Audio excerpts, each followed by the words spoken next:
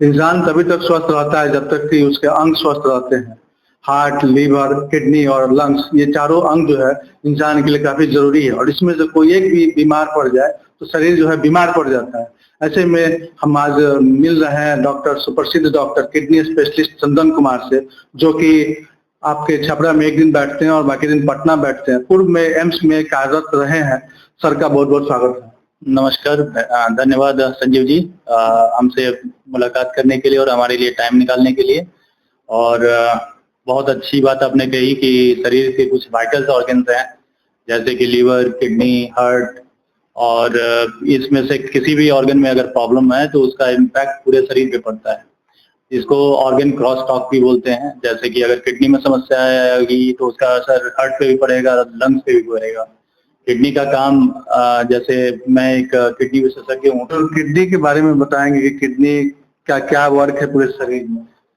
सबसे पहले तो किडनी जो सबको पता है, किडनी का काम है पेशाब बनाना, जिसको कि यूरिन बोलते हैं, और वो ब्लड को फिल्टर करता है। ब्लड जो हमारा बॉडी में जो ब्लड होता है उसका 20% आउटपुट किडनी से होके गुजरता है और उसका फिल्टर करना, उसको फिल्ट्रेशन करना किडनी का काम है। उसमें जितने भी इलेक्ट्रोलाइट्स हैं, sodium, potassium, calcium, urea, creatinine, जितने भी यूरेमिक टॉक्सिन्स हैं, इसको फिल्टर करने का काम किडनी का होता है। इसके अलावा किडनी के और भी बहुत सारे इंपॉर्टेंट काम हैं, जैसे कि शरीर में ब्लड को बना के रखना। जैसे कि हम जानते होंगे कि किडनी के मरीज या डायलिसिस के जो पेशेंट्स होते हैं उनको लगातार ब्लड की कमी हो जाती है और उनमें एनीमिया का प्रेवलेंस काफी ज्यादा होता है। उसका कारण ये है कि किडनी से ही इरेथ्रोपोइटिन एक हार्मोन है जो सिक्रीट होता है और वो हार्मोन बॉडी में हीमोग्लोबिन बनाने के लिए एक स्टिमुलस का काम करता है। इसके अलावा बोन मिनरल डिसऑर्डर होते हैं। किडनी से ही कैल्शियम और फॉस्फेट का एब्जॉर्प्शन एंड एक्सक्रीशन सब रेगुलेट होता है और इसके अलावा इंसुलिन का जो एक्सक्रीशन है वो भी किडनी से होकर ही जाता है।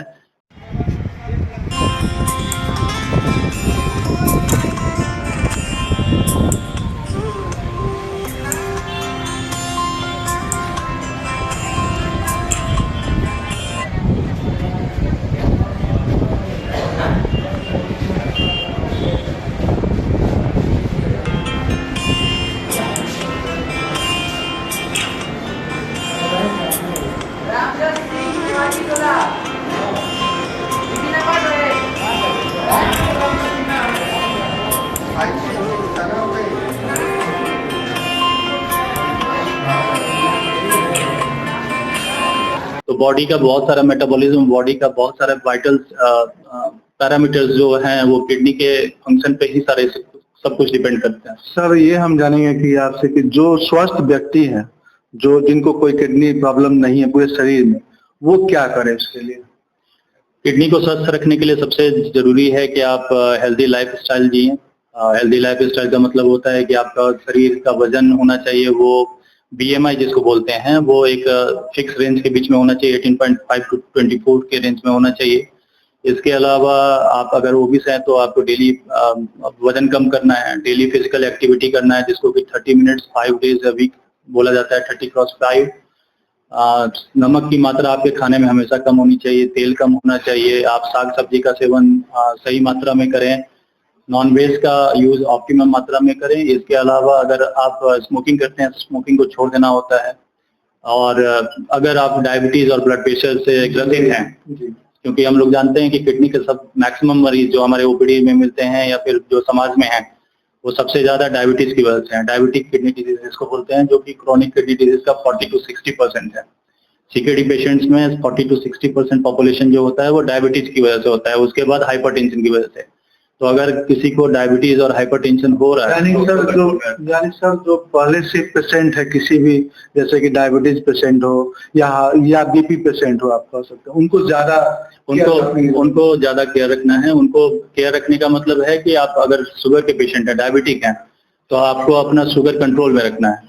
शुगर कंट्रोल में रखना है, टारगेट रेंज में रखना है। ब्लड प्रेशर, आप अगर हाइपरटेंसिव हैं तो आपका ब्लड प्रेशर सिस्टोलिक हमेशा 130 के नीचे होना चाहिए, डायस्टोलिक 80 के नीचे होना चाहिए। इसके अलावा आप डायबिटिक हैं तो डायबिटीज का मेडिकेशन HbA1c टारगेट जो है वो अचीव करना है। खासकर डायबिटीज के जो मरीज हैं उनको, तो जिनका भी टाइप 2 डायबिटीज है, उनको अपने डायबिटीज के डायग्नोसिस के साथ ही सीरम क्रिएटिनिन और यूरिन रूटीन, ये 2 टेस्ट तो जरूर कराने चाहिए। क्योंकि इससे ये पता चलता है कि उसके पेशाब में कहीं प्रोटीन तो नहीं आ रहा है डायबिटीज की वजह से, या कहीं क्रिएटिनिन तो नहीं बढ़ा हुआ है। और अगर शुरुआत में हमें पता चल जाए कि किडनी में कुछ असर हो गया है डायबिटीज का, तो आज के टाइम में बहुत सारे मेडिसिन है जिसको देके किडनी को प्रिजर्व किया जा सकता है, डायलिसिस तक जाने की संभावना को कम किया जा सकता है। सर ये हम जानेंगे आपसे कि जो GFR होता है वो कैसे बढ़ाएगा? GFR basically glomerular filtration rate बोलते हैं। इसको कैलकुलेट करने का सबसे इजी मेथड है, सीरम क्रिएटिनिन से 2-3 फार्मूलाज हैं जिसको यूज करके GFR कैलकुलेट किया जाता है, जिसमें CKD EPI है, MDRD इक्वेशंस है, जो कि बेसिकली एक फार्मूला है। और उसमें सीरम क्रिएटिनिन, पेशेंट का एज और सेक्स, सिर्फ ये 3 पैरामीटर डालने के साथ ही आप GFR कैलकुलेट कर सकते हैं। मोबाइल ऐप भी आजकल अवेलेबल है आपके एंड्रॉयड और आईफोन में।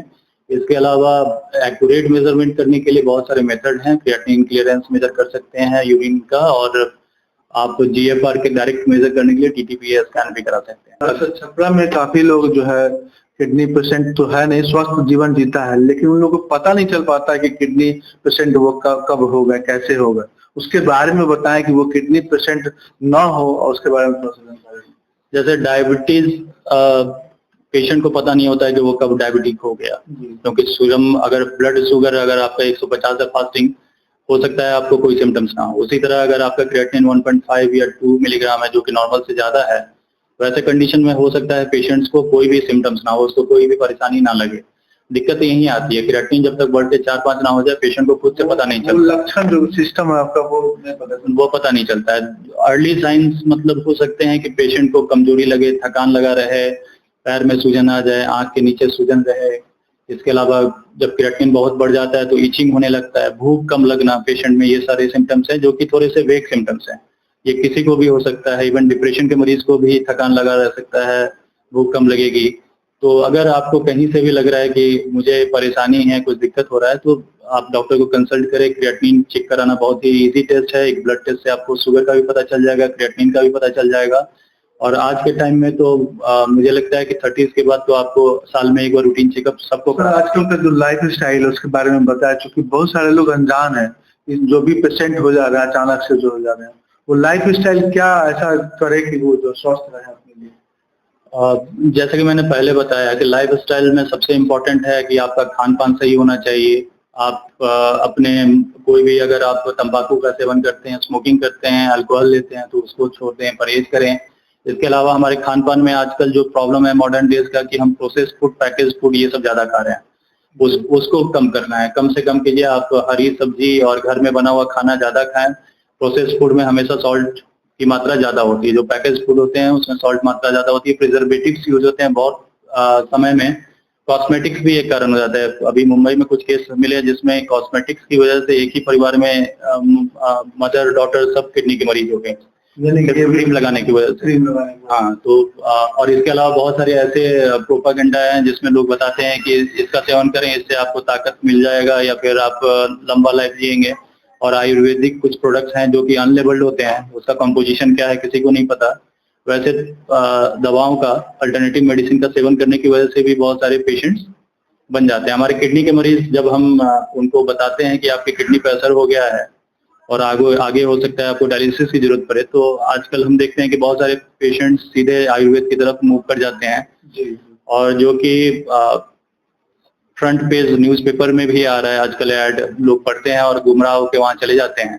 और उसके बाद हम देखते हैं कि उनका हीमोग्लोबिन तेजी से ड्रॉप करता है, क्रिएटिनिन और तेजी से बढ़ जाता है। और फिर जो पेशेंट 1 साल बाद डायलिसिस पे जाना है, वो महीने 2 महीने के अंदर ही डायलिसिस पे चले जाते हैं। छपरा शहर के एकमात्र नेफ्रोलॉजिस्ट डॉक्टर चंदन कुमार, सुप्रसिद्ध डॉक्टर, जिनके पास MBBS DM MD DM भी किए हुए हैं, और छपरा में बैठते हैं संडे को, रविवार को छपरा में, बाकी दिन पटना में प्रैक्टिस है इनका, अपना क्लिनिक भी है, और पहले पूर्व में एम्स में भी क़यादत रह चुके थे। अब जो मरीज है वो, उनको जब किडनी डिजीज हो जाता है तो उसमें भी कुछ होता है, जैसे सर क्रिएटिनिन वगैरह, ब्लड यूरिया, तो कितना रेंज तक वो अपने आप को समझे कि हम स्वस्थ हैं, डायलिसिस में कब जाएंगे, उसके बारे में थोड़ा डिफाइन करें। क्रिएटिनिन बढ़ना एक लेट मैनिफेस्टेशन है किडनी डिजीज का। अगर आपके 50% से ज्यादा ग्लोमेरुलस अगर डैमेज हो रहे हैं, तब जाके क्रिएटिनिन बढ़ना शुरू होता है, क्योंकि हमारा बॉडी जो है वो हमेशा कंपनसेट करने की कोशिश करता है। तो एक किडनी में 1 मिलियन नेफ्रॉन्स होते हैं। नेफ्रॉन किडनी का एक फंक्शनल यूनिट होता है, सेल। तो जब एक मेजर किडनी के नेफ्रॉन्स डैमेज हो जाते हैं तब जाके क्रिएटिनिन बढ़ना शुरू होता है। तो अगर आपका सीरम क्रिएटिनिन नॉर्मल से थोड़ा सा भी ऊपर है तो आपको नेफ्रोलॉजिस्ट से संपर्क करना है, उनके सलाह में जाना है। और अर्ली अगर आप नेफ्रोलॉजिस्ट के पास जाते हैं तो बहुत सारे मेडिकेशन या इंटरवेंशन हैं जिसके द्वारा इस क्रिएटिनिन के बढ़ने की रफ्तार को कम किया जा सकता है। लेकिन वो ठीक पूर्णतः नहीं हो नहीं ठीक है। हाँ, ये है कि अगर आप क्रॉनिक किडनी डिजीज से सफर कर रहे हैं तो वो ठीक होने वाली बीमारी नहीं है। वो समय के साथ साथ जैसे व्यक्ति का एज बढ़ता है समय के साथ साथ उसी तरह क्रिएटिनिन भी बढ़ेगा। हाँ, उसके बढ़ने की रफ्तार को कम किया जा सकता है, स्लो डाउन किया जा सकता है। इसके अलावा किडनी की बहुत सारी ऐसी भी बीमारी हैं जिसमें कि सुधार हो जाता है, जैसे कि एक्यूट किडनी इंजरी या कुछ ग्लोमेरुलर डिजीज होते हैं जिसका ट्रीटमेंट करने से क्रिएटिनिन सुधर भी जाता है।